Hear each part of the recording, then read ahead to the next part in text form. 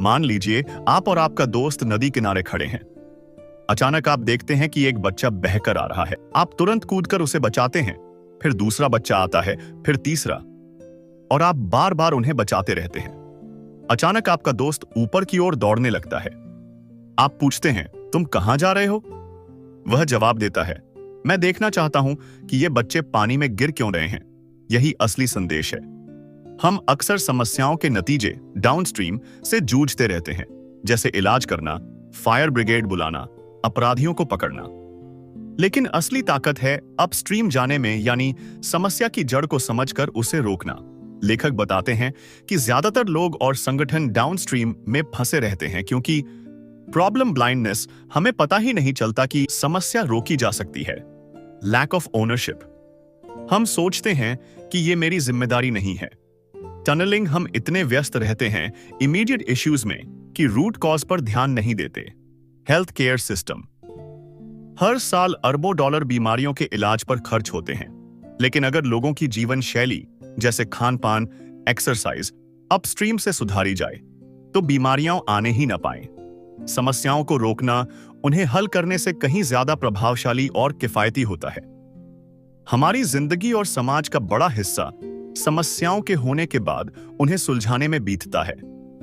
हम अक्सर आग बुझाने वाले फायर फाइटर की तरह काम करते हैं। जब आग लगती है तभी दौड़कर बुझाते हैं, लेकिन यह नहीं सोचते कि आग लगने से पहले ही उसे कैसे रोका जा सकता है। उदाहरण के तौर पर, अगर कोई नदी में डूब रहा है तो हम तुरंत कूदकर उसे बचाते हैं। लेकिन असली सवाल है, लोग नदी में गिर क्यों रहे हैं? लेखक इसे रिएक्टिव थिंकिंग और अपस्ट्रीम थिंकिंग के बीच का फर्क बताते हैं। रिएक्टिव थिंकिंग, समस्या होने के बाद उसका समाधान करना। अपस्ट्रीम थिंकिंग, समस्या की जड़ तक जाकर उसे पहले ही रोकना। हमें अपनी सोच को समस्या होने के बाद वाले दृष्टिकोण से बदलकर समस्या रोकने वाले दृष्टिकोण पर लाना होगा।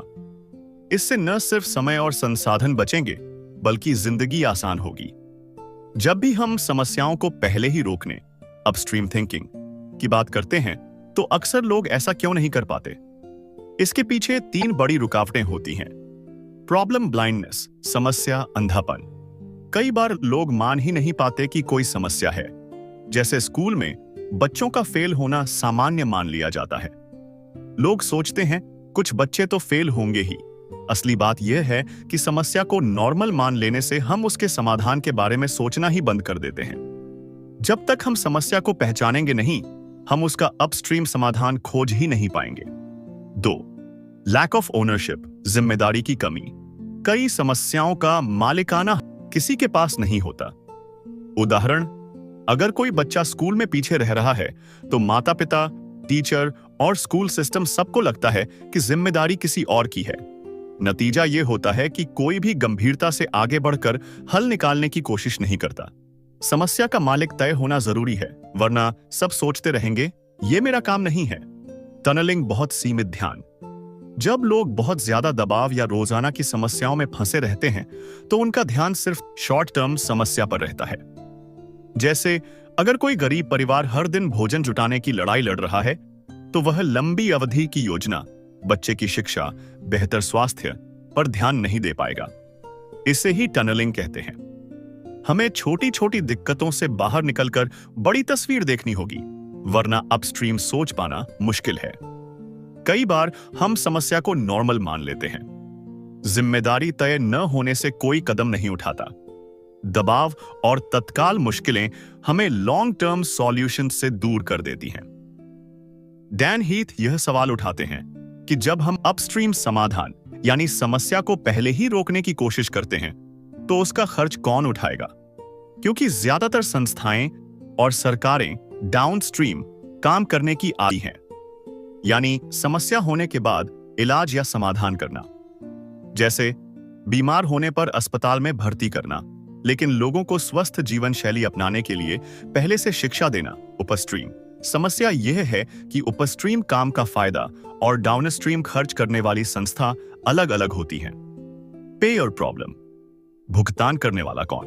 लेखक बताते हैं कि उपस प्रिवेंशन की सबसे बड़ी चुनौती है कि इसका खर्च आज करना पड़ता है, लेकिन इसका फायदा भविष्य में दिखता है।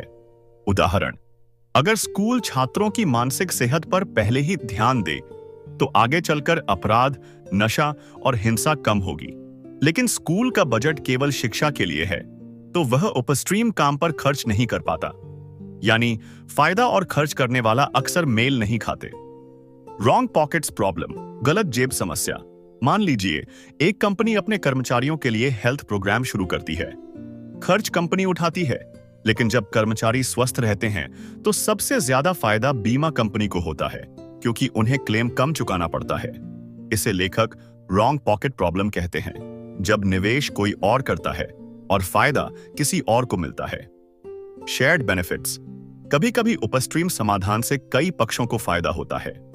उदाहरण, अगर शहर में सड़क सुरक्षा बढ़ाई जाती है तो अस्पतालों का भार कम होगा, पुलिस का काम आसान होगा और नागरिक सुरक्षित महसूस करेंगे। लेकिन सवाल यह है कि खर्च कौन करेगा, पुलिस, अस्पताल या नगर निगम?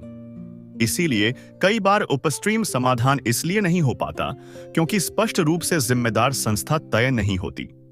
समाधान क्या है?